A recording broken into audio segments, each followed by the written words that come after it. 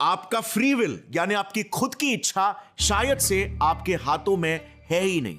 Latest scientific discoveries के अनुसार अगर मैंने अपने हाथों में ये फोन लिया तो मुझे या आपको भले ही ऐसा लगे कि मैंने अपनी इच्छा से अपने हाथों में ये फोन लिया, लेकिन शायद ये इच्छा, ये मर्जी, ये फ्री विल बस एक छलावा है और असली फ्री विल तो हमारे हाथों में है ही नहीं। मतलब मैंने अपनी मर्जी से ये हाथ में लिया ही नहीं है। कुछ ऐसा ही दावा कर रहे हैं लेटेस्ट साइंटिफिक डिस्कवरीज। दिमाग चकराने वाली बात है, right? But as you know, scientist बिना कोई सबूत के, बिना प्रूफ के हवा में तीर तो नहीं छोड़ते। तो किन सबूतों के आधार पर वो इतने बड़े दावे कर रहे हैं?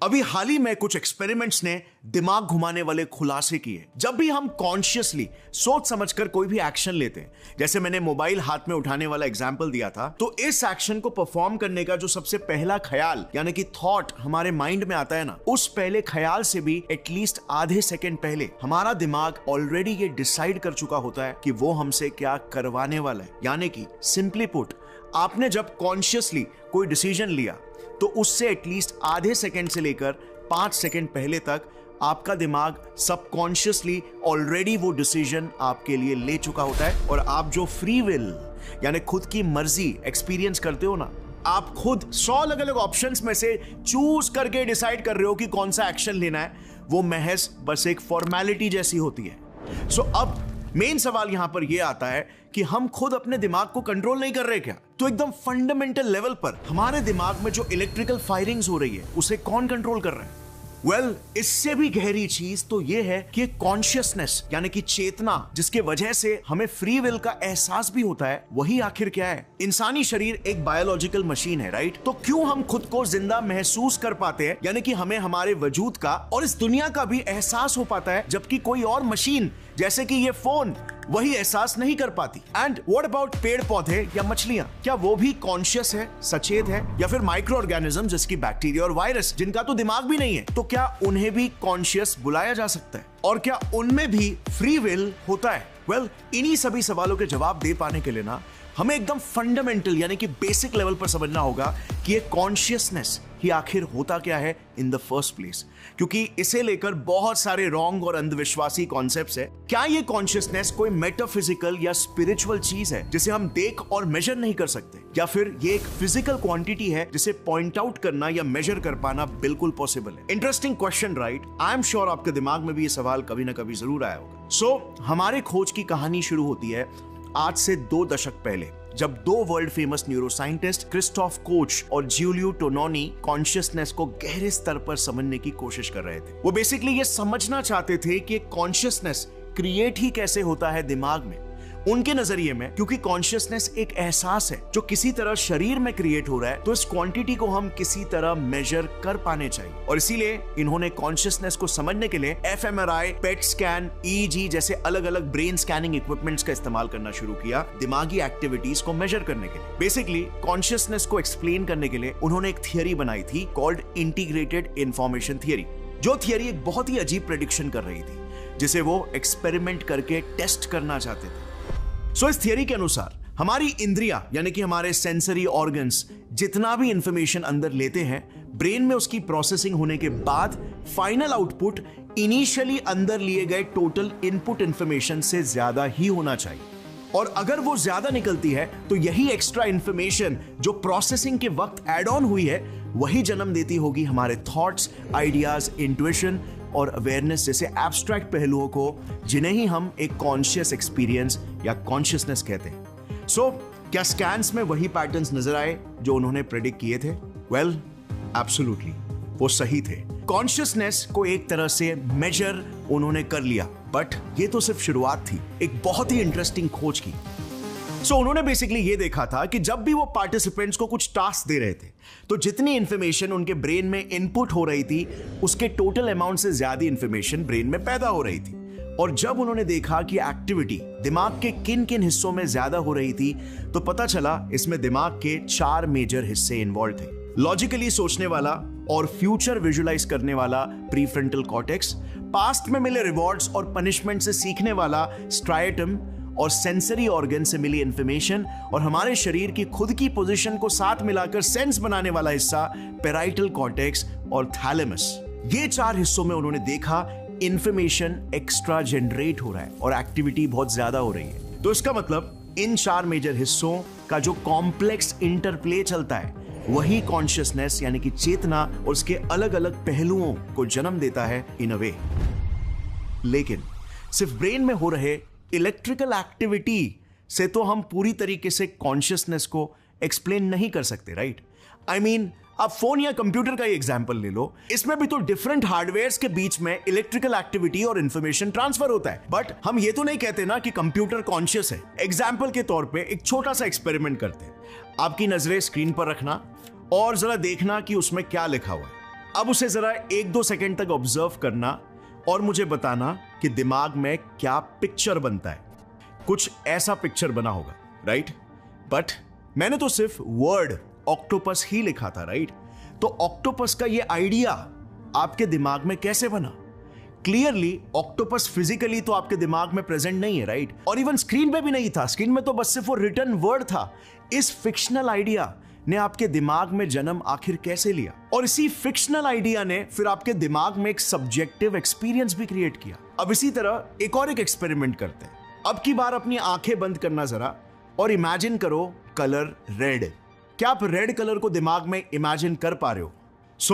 सब कुछ ब्लैक होते हुए भी आप रेड कलर के आइडिया को अपने दिमाग में क्रिएट कर पा रहे होगे। अब माइंड यू, ये पूरा एक्सपीरियंस सिर्फ और सिर्फ आपके दिमाग में हो रहा है, जबकि ये फिजिकल रियलिटी में है ही नहीं। तो ये सब्जेक्टिव एक्सपीरियंस ही कॉन्शियसनेस है। वो आइडिया अपने शरीर में हो रहे सेंसेशंस का या फिर बाहर दिखे किसी चीज के परसेप्शन का को ही कॉन्शियसनेस कहते हैं। वो आइडिया जो कि इलेक्ट्रिकल एक्टिविटीज हमारे दिमाग में जनरेट कर रही है, ना कि वही इलेक्ट्रिकल एक्टिविटीज खुद। सो क्लियरली ये इंटीग्रेटेड इंफॉर्मेशन थियरी, जो कि कॉन्शियसनेस पर one of the leading scientific theories है, ये भी अनफॉर्चुनेटली कहीं ना कहीं कॉन्शियसनेस को पूरी तरीके से डिफाइन नहीं कर पाती।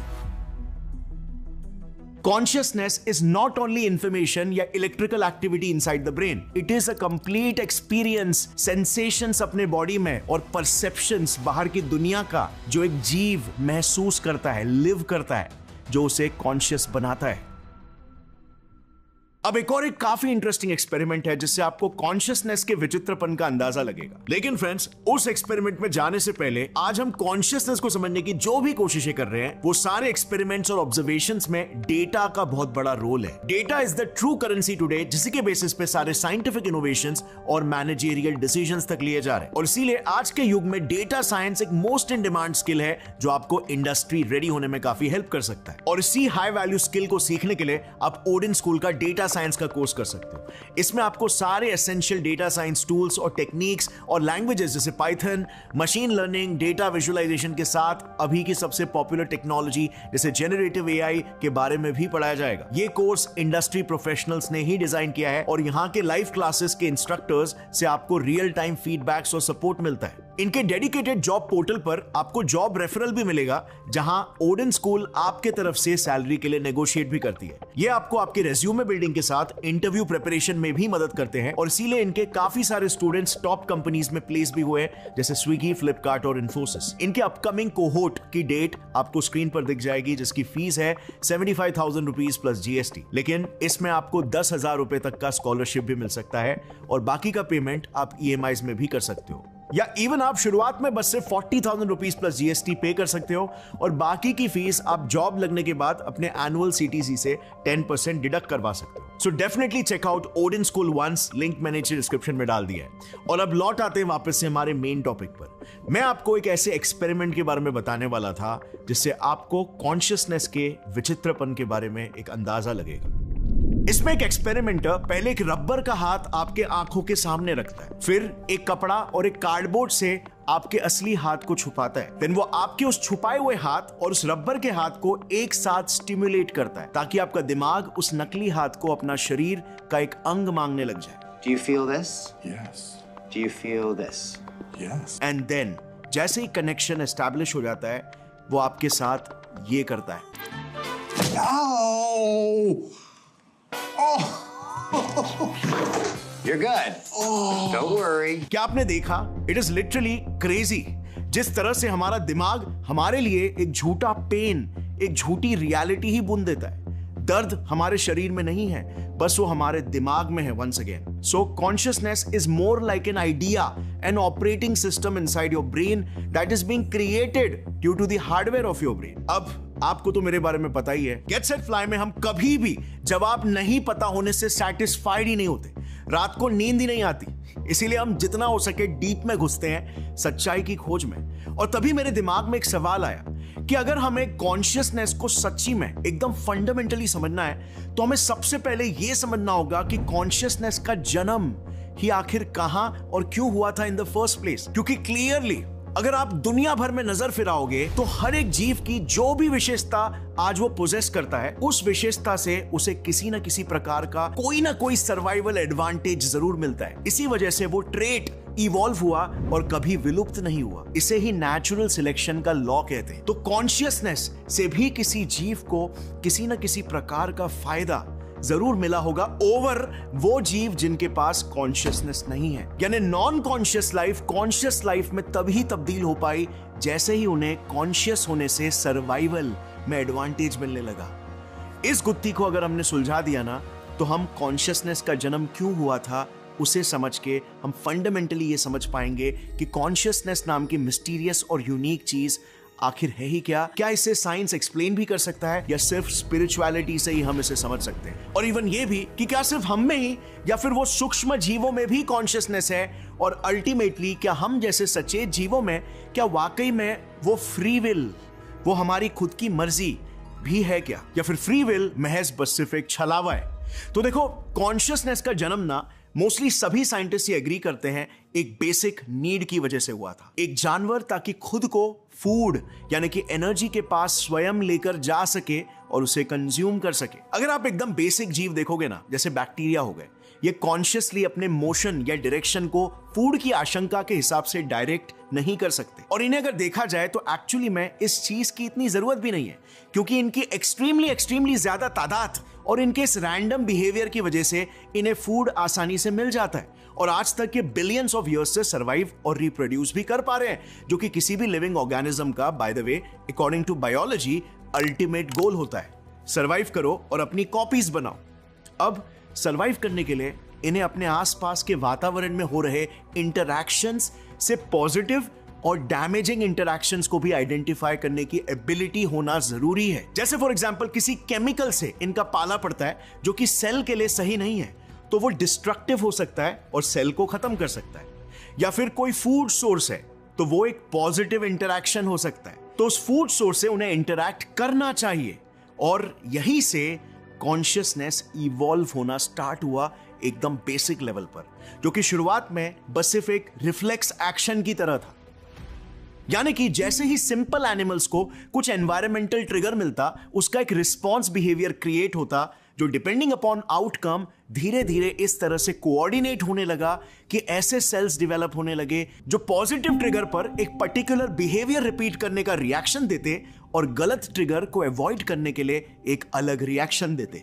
जैसे for example is one of the most simple animal cell Trichoplax adhaerens का एग्जांपल ले लो, जो कि फूड के नजदीक जाते ही स्लो हो जाता है और फूड नहीं मिलने पर तेजी से इधर उधर दौड़ने लगता है। इसे हम कॉन्शियसनेस का लेवल 1 कह सकते हैं। बट जैसे जैसे जानवर और कॉम्प्लेक्स होते गए, जैसे अगर हम बात करें थोड़े और कॉम्प्लिकेटेड जीव, फिशेस और रेप्टाइल्स की, तो इन्हें अपने खाने की तरफ खुद स्वयं जाने की जरूरत होती है और खुद खाना ना बने इसीलिए शिकारियों से दूर भागने की। तो ऐसे में क्लियरली सिर्फ रिफ्लेक्स एक्शंस ही काफी नहीं है, जरूरत है इंफॉर्मेशन स्टोरेज की, जिससे वो जीव याद रख सके और अंदाजा लगा सके कि कौन से बिहेवियर्स रिवॉर्डिंग है और कौन से बिहेवियर्स पनिशिंग होंगे। अब ये इंफॉर्मेशन स्टोरेज एक फीलिंग, एक सेंसेशन के रूप में होने लगा, जिससे कि वो जीव पहले से ही फील या महसूस कर पाए कि किसी पर्टिकुलर बिहेवियर में इन्वॉल्व होना चाहिए या फिर नहीं। जैसे एक मछली दूसरी बड़ी मछली को देखकर एक फियर का सेंसेशन फील करती है और अवॉइड करती है उस डायरेक्शन में जाने से, और फूड को देखकर एक पॉजिटिव सेंसेशन फील करती है। लेवल 1 कॉन्शियसनेस में जैसे हमने जाना कोई सेंसेशन, कोई एक्सपीरियंस नहीं है, यानी कि consciousness as we know it बिल्कुल भी नहीं है। बट लेवल 2 में ये एक्सपीरियंस एकदम बेसिक स्टेज में डेवलप होना शुरू हो गया था। बट यहां तक भी ये जीव जो पानी में रहते हैं या इवन रेप्टाइल्स दुनिया को उस तरह से फिर भी एक्सपीरियंस नहीं कर पा रहे थे जिस तरह से हम दूसरे मैमल्स और इवन बर्ड्स आज करते हैं। यू सी, आज से बस सिर्फ कुछ ज्यादा नहीं, 200 मिलियन सालों पहले कॉन्शियसनेस के एवोल्यूशन में एक बहुत बड़ा माइलस्टोन आया। इतना बड़ा कि बस कुछ 100 या 1000 सालों में एकदम से ऐसे जीव डेवलप होने लगे जो कॉन्शियसनेस में काफी एडवांस थे। इसके पीछे 2 बहुत ही अहम रीजंस थे। नंबर 1, जैसे ही लाइफ समुद्र से बाहर निकली, वार्म ब्लडेड एनिमल्स पैदा होना शुरू हुए। अब जहां पर कोल्ड ब्लडेड एनिमल्स, इसकी क्रोकोडाइल्स या फिश की बॉडीज टोटली एनवायरनमेंट और उसके तापमान पर ही डिपेंडेंट रहती है, तो उन्हें कोई जरूरत ही नहीं थी खुद को एक अलग एंटिटी, एक अलग बॉडी समझने की, जो कि कॉन्शियसनेस का एक बहुत ही इंपॉर्टेंट ट्रेट है। बिकॉज कॉन्शियसनेस का दूसरा नाम ही तो मैं है, मैं जो इस दुनिया को महसूस कर पा रहा हूं और खुद को महसूस कर पा रहा हूं। बट जैसे ही वार्म ब्लडेड एनिमल्स आए, वो अपने शरीर को ही खुद एक चलता फिरता एनवायरनमेंट बनाने लगे। बाहर चाहे जो भी तापमान हो, अनलाइक कोल्ड ब्लडेड एनिमल्स जो अगर बाहर ठंड है तो अपने टेम्परेचर को भी कूल डाउन करके सुस्त हो जाएंगे, ये वार्म ब्लडेड एनिमल्स इवन अगर बाहर 20 डिग्री टेम्परेचर भी चल रहा है तो भी अपने शरीर का तापमान वो 37 से 38 डिग्री सेल्सियस ही रखेंगे। इस बदलाव ने उन्हें दूसरे जानवरों की तुलना में ज्यादा इंडिविजुअलिटी और सेंस ऑफ सेल्फ डेवलप करने में हेल्प किया। वो अपने शरीर को अपने एनवायरनमेंट से डिफरेंशिएट कर पाने लगे। नंबर 2, जैसे ही वार्म ब्लडेड एनिमल्स में शरीर का तापमान इंक्रीज हुआ, नर्व सेल्स और न्यूरॉन्स की ट्रांसफर स्पीड्स एटलीस्ट 3 गुना ज्यादा बढ़ गई। इससे ब्रेन के न्यूरॉन्स में फास्टर फीडबैक लूप्स क्रिएट होने लगे, जो कि फटाफट सारे सेंसरी ऑर्गन से मिले डेटा को प्रोसेस करके वो यूनिक सेंसरी एक्सपीरियंस क्रिएट करने लगा, जिसे आज हम कॉन्शियसनेस कहते हैं। और इसीलिए कॉन्शियसनेस हमारे लिए सिर्फ ब्रेन में वो इंफॉर्मेशन प्रोसेसिंग नहीं है, बल्कि वो पूरा मेंटल एक्सपीरियंस है जो हमारी बायोलॉजी आज सपोर्ट कर पा रही है हमारे करोड़ों सालों के एवोल्यूशन की वजह से। यस, बैक्टीरिया और प्लांट्स भी कॉन्शियस है, बट उनका कॉन्शियसनेस हमारे कॉन्शियसनेस से बहुत ही डिफरेंट है। उनके कॉन्शियसनेस में वो एक्सपीरियंस, वो रंगीन सेंसेशंस और मीनिंग नहीं है जो ज्यादा कॉम्प्लिकेटेड लाइफ में है, और उन्हें शायद हमारे लेवल के कॉन्शियसनेस की जरूरत भी नहीं है अपने सर्वाइवल के लिए। जैसे जैसे ब्रेन और न्यूरल सर्किटरी किसी जीव की कॉम्प्लिकेटेड होती जाती है, उसी के साथ उस जीव के कॉन्शियसनेस का एहसास, वो एक्सपीरियंस, वो मीनिंग, वो सेंसेशंस, वो परसेप्शंस और भी ज्यादा डीपर और रिचर होते जाते हैं। कॉन्शियसनेस न्यूरॉन्स के कलेक्टिव स्टोर डेटा और एक्सटर्नल सेंसरी इनपुट्स का एक मैथमेटिकल वैल्यू है, जो जितना ज्यादा कॉम्प्लिकेटेड उतना रिचर एक्सपीरियंस देता है। अगर मैथमेटिकली देखा जाए तो कॉम्प्लेक्सिटी से डायनामिक और केओटिक सिस्टम्स बनते हैं जो मैथमेटिकल अट्रैक्टर्स का काम करते हैं, यानी कि based on sensory input constantly dynamic values create करते हैं, जिसे ही हम डायनामिक एक्सपीरियंस के रूप में फील करते हैं और जिसे ही हम कॉन्शियसनेस बुलाते हैं। अब याद रखना, कॉन्शियसनेस का जन्म ही क्यों हुआ था इन द फर्स्ट प्लेस, एक बॉडी को अपने एनर्जी सोर्स तक प्रोएक्टिवली लेकर जा पाने के लिए। और इसी वजह से आज करोड़ों सालों के न्यूरोलॉजिकल एवोल्यूशन के बाद भी हमें फ्री विल महसूस होता है। हमें ऐसा फील होता है कि हम अपने मर्जी के मालिक हैं, कि हम कॉन्शियसली अपनी मर्जी से एक पर्टिकुलर एक्शन को करने का चूज करते हैं। जहां मन चाहे वहां पर हम जा पाने का, अपने आप को डायरेक्ट कर पाने का हम चूज करते हैं। ऐसा महसूस होता है ना। मगर यहां पर अब आता है एक दिल तोड़ने वाला ऑब्जर्वेशन, एक ऐसा ब्रेन एक्सपेरिमेंट जो कि कई बार कई साइंटिस्टों द्वारा रिपीट किया गया, फिर भी रिजल्ट्स हमेशा यही निकले कि हमारे पास कॉन्शियसनेस तो है, मगर शायद वो फ्री विल नहीं जो हमें महसूस होता है कि हमारे पास है। Shocking, right? एक्सपेरिमेंट में आखिर इन्होंने ऐसा क्या डिस्कवर किया? वेल, 1980s में बेंजामिन लिबेट ने कुछ पार्टिसिपेंट्स के दिमागी एक्टिविटीज को मेजर करने के लिए उनके सर पर ईजी मशीन के इलेक्ट्रोड्स लगवाए। उन पार्टिसिपेंट्स को एकदम रैंडमली अपना हाथ हिलाना था जब भी उनकी मर्जी हो। इसी दौरान लिबेट ने एक इंटरेस्टिंग ऑब्जर्वेशन नोट किया। जब भी कोई पार्टिसिपेंट कॉन्शियसली अपने हाथ को हिलाता, उससे कुछ ऑन एन एवरेज आधे सेकेंड पहले ईजी मशीन ब्रेन एक्टिविटी को कैद कर लेता था। यानी कि ब्रेन के जो अनकॉन्शियस पार्ट्स हैं वो पहले से ही लाइट अप हो जाते और फिर आधे सेकेंड बाद कॉन्शियस पार्ट्स को खबर पड़ती, और इवन तभी जाके उस इंसान को खुद भी पता चलता था, वो इंसान खुद भी कॉन्शियस होता था कि उसने वो एक्शन परफॉर्म करने का डिसीजन लिया। मतलब एक तरह से अनकॉन्शियस एक्टिविटीज दिमाग में एक्शंस को जन्म दे रही है, कॉन्शियस एक्टिविटीज को जन्म दे रही है, और ना कि कॉन्शियस दिमाग जैसे कि हमें फील होता है। हमें लगता है कि हम कॉन्शियसली डिसीजंस ले रहे हैं, लेकिन हमारे अनकॉन्शियस ब्रेन प्रोसेसेस का मेजर रोल होता है ये डिक्टेट करने में कि एक्शन क्या होगा। अब ये माइंड ब्लोइंग था। लिबेट को खुद इस पर बिलीव नहीं हो रहा था और उन्होंने सोचा कि हो ना हो ऐसा होता होगा कि हमारा अनकॉन्शियस दिमाग डेफिनेटली काफी हद तक एक्शन को इन्फ्लुएंस करता होगा, एक इंपल्स सा क्रिएट करता होगा, लेकिन हमारे कॉन्शियस दिमाग के पास अल्टीमेट पावर होती है कि उस एक्शन को एक्सेप्ट या रिजेक्ट करने की। जैसे फॉर एग्जांपल, अगर आपका अनकॉन्शियस माइंड एक स्ट्रॉन्ग इंपल्स क्रिएट करता है इंस्टाग्राम खोलने का, बट वहां पर आपका कॉन्शियस ब्रेन विल पावर की मदद से उस इंपल्स को रिजेक्ट कर सकता है, या फिर नहीं भी, वो फाइनल अथॉरिटी आपके कॉन्शियस ब्रेन के पास है। ये एक्सप्लेनेशन कन्वीनियंट इसीलिए है क्योंकि हमारा फ्री विल में दोबारा से विश्वास रीइंस्टेट कर देता है। बट क्या मामला वाकई में इतना सिंपल है? आई मीन, थोड़ी और गहराई में जाने से एक कंप्लीटली न्यू दुनिया आ जाती है जो इस न्यूरॉन्स की दुनिया से भी ज्यादा फंडामेंटल है। मैं बात कर रहा हूं क्वांटम मैकेनिक्स की दुनिया की, जिससे ही ये न्यूरॉन्स और ब्रेन की बायोलॉजी उत्पन्न होती है, जिससे ही हमारा कॉन्शियसनेस और हमारी साइकोलॉजी इमर्ज होती है। चलिए समझते हैं क्वांटम मैकेनिक्स और हमारे दिमाग में हो रहे क्वांटम इंटरैक्शंस का क्या खुलासा है, क्योंकि ये हमारी दुनिया की सबसे फंडामेंटल रियलिटी है। चलिए समझते हैं क्वांटम लेवल पर क्या हमारे पास फ्री विल वाकई में है या फिर नहीं। आज से करीब 100 साल पहले क्वांटम मैकेनिक्स के one of the founding fathers sir Roger Penrose ने कॉन्शियसनेस के पीछे के फिजिक्स को पेश किया था। एंड ट्रस्ट मी, ये तो उसके बायोलॉजी से भी ज्यादा इंटरेस्टिंग है। और अभी रिसेंटली हमें कई माइंड ब्लोइंग एक्सपेरिमेंटल प्रूफ्स भी मिले।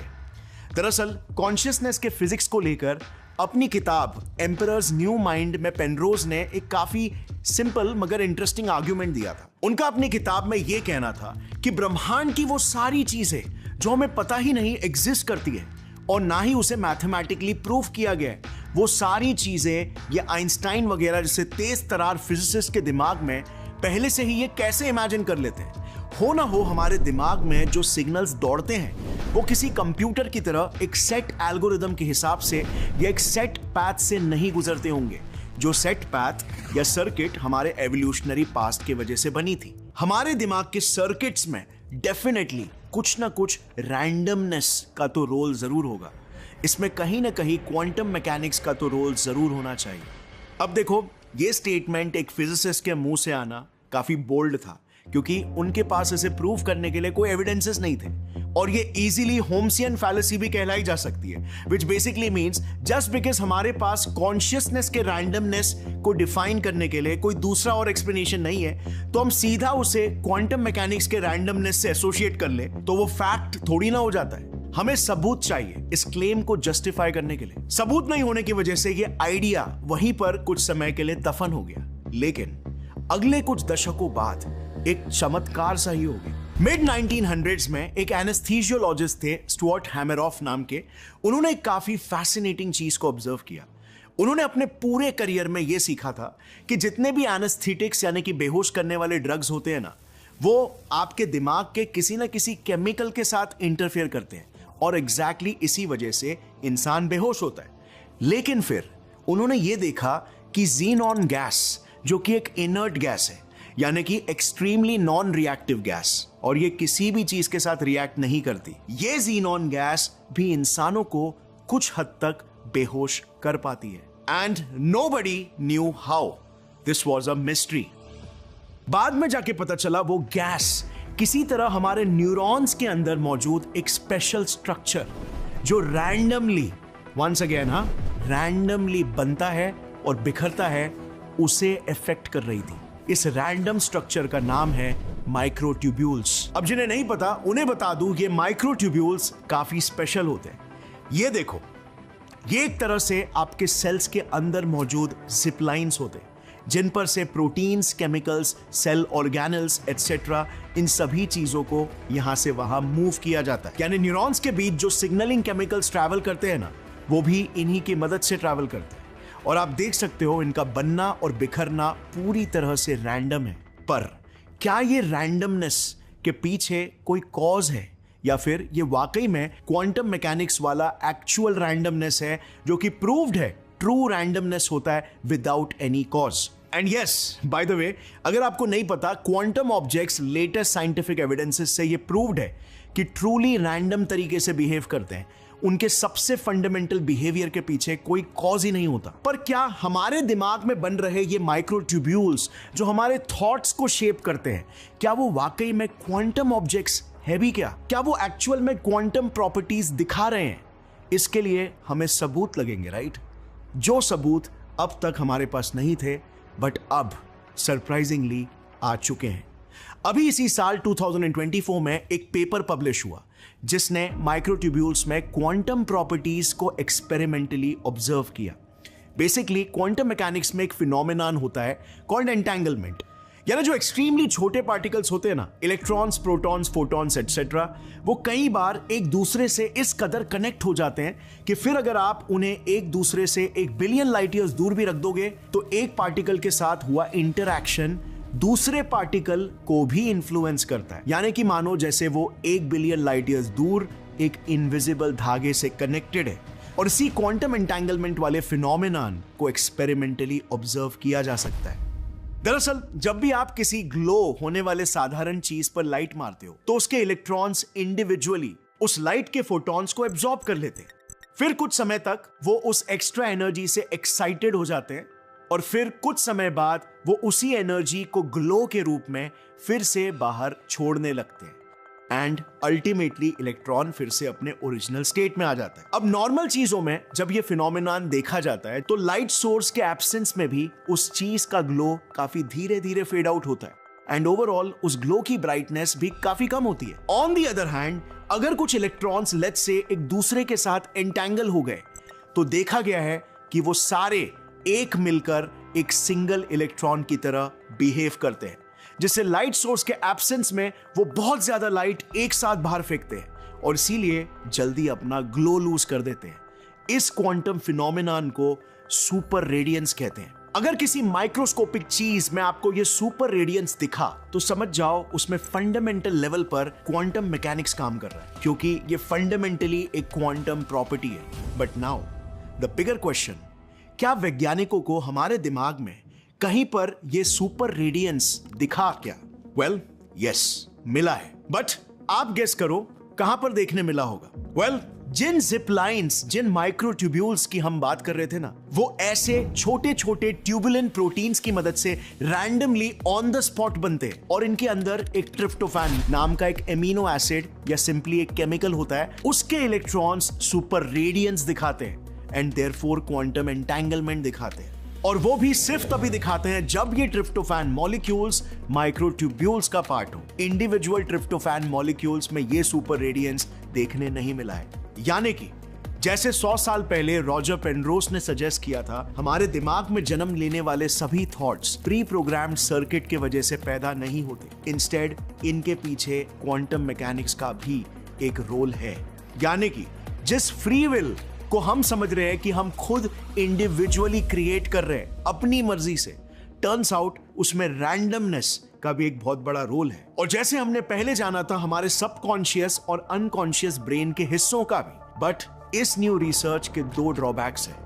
यही कि ये इतना नया ऑब्जर्वेशन है कि बाकी के साइंटिस्टों ने अब तक इसे रिपीट नहीं किया है। हमें और भी एक्सपेरिमेंट्स के कंफर्मेशन की जरूरत लगेगी इसे एक ठोस केस समझने के लिए। और नंबर 2, हमें और क्वांटम प्रॉपर्टीज को माइक्रोट्यूब्यूल्स में टेस्ट करना होगा ताकि हम श्योर हो सके कि इस स्ट्रक्चर में वाकई में क्वांटम प्रॉपर्टीज है और ये सुपर रेडियंस बस कोई फ्लूक नहीं था। सो एट दिस पॉइंट हम बिल्कुल कह सकते हैं कि क्वांटम कॉन्शियसनेस को समझने की ये हमारी एक बहुत ही अच्छी शुरुआत है। एंड आई नो ये सब सुनकर में भी आपको ऐसा लगेगा कि इतनी राम कहानी सुनाकर फिर ऐसा बोल रहे हो कि यार ये एक अच्छी शुरुआत है। इतना सब सुनाने के बाद भी ऐसा लग रहा है कि हम कितना कम जानते हैं। Well, this is the beauty and humility of science कि साइंस कभी नहीं थकता और कभी सवाल पूछना नहीं छोड़ता। लेकिन फिर भी हम कॉन्शियसनेस को समझने के सफर में बहुत आगे आ चुके हैं। एटलीस्ट वी नो कि कॉन्शियसनेस सिर्फ एक किस्म का नहीं होता। एक बैक्टीरिया का कॉन्शियसनेस अलग है, एक पौधे का अलग है, एक मछली का अलग है, एक कुत्ते का अलग और एक बर्ड का अलग है।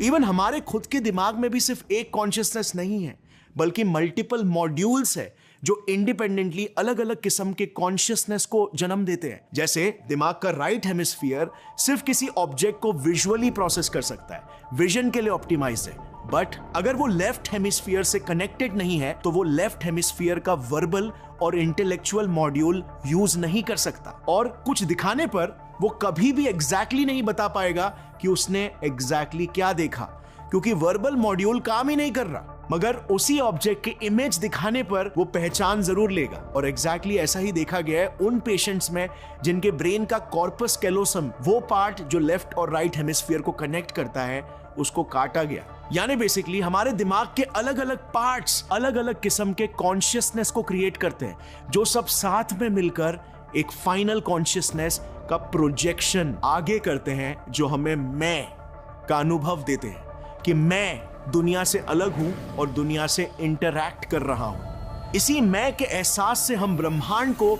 अपनी यूनिक इंडिविजुअलिटी से अनुभव करते हैं। और यहां पर आती है एक फैसिनेटिंग सच्चाई कि एक तरह से अगर हमारे पास फ्री विल नहीं है तो हमारे पास एक तरह से फ्री विल है भी। हमें यह बिल्कुल भी नहीं भूलना चाहिए कि हमारा दिमाग न्यूरोप्लास्टिसिटी के भी काबिल है, यानी कि हमारा सबकॉन्शियस हमारे दिमाग को इन्फ्लुएंस जरूर करता है, जैसे कि एक्सपेरिमेंट्स में हमने देखा, मगर हमारे एक्सपीरियंसेस, हमारी लर्निंग्स और हमारा बाहरी एनवायरनमेंट हमारे ब्रेन में न्यूरोप्लास्टिक बदलाव क्रिएट करता है, जो कि फिर जाके हमारे अनकॉन्शियस और सबकॉन्शियस का पार्ट बनते हैं। यह भी साइंटिफिकली प्रूव्ड है, यानी कि हमारा अनकॉन्शियस हमारे कॉन्शियस को इन्फ्लुएंस कर सकता है और हम शेयर विल पावर, बेहतर चॉइसेस इन लाइफ और बेहतर नॉलेज से अपने अनकॉन्शियस और सबकॉन्शियस को भी इन्फ्लुएंस कर सकते हैं, विच इज फैसिनेटिंग इन अ वे। हमारे पास फ्री विल नहीं भी है और है भी, no matter how you'd want to look at it. मैं पर्सनली इस चीज में 100% बिलीव करता हूं कि मैं कॉन्शियसली अपने सबकॉन्शियस और अनकॉन्शियस को धीरे धीरे करके अपने लाइफ के इंपॉर्टेंट गोल्स के हिसाब से शेप कर सकता हूं। सो या पावर हमारे हाथ में है, हमारी सोच में है, और साइंस को तो हमें बस सिर्फ यूज करना है, खुद को एजुकेट करके, खुद के दिमाग के और इस दुनिया के फंडामेंटल्स को समझकर अपनी लाइफ को उस हिसाब से अलाइन करने में। आखिर साइंस के और जिंदगी के बड़े बड़े सवालों के जवाब ढूंढने के फुलफिलिंग जर्नी के साथ हमें वो ज्ञान भी मिल सके जिससे हमारी जिंदगी अब बेहतर हो, तो मेरे हिसाब से इससे बेहतर कोई और सफर हो ही नहीं सकता। सो उम्मीद है आज के इस वीडियो को देखकर आपको कॉन्शियसनेस का एक साइंटिफिक पर्सपेक्टिव मिल गया। इस वीडियो को कॉन्शियसली अपने फ्रेंड्स और फैमिली मेंबर्स के साथ जरूर शेयर करना, ताकि हम सभी मिलकर हमारे कम्युनिटी का कलेक्टिव कॉन्शियसनेस बढ़ा सके। सी यू वेरी सून। जय हिंद, जय विज्ञान।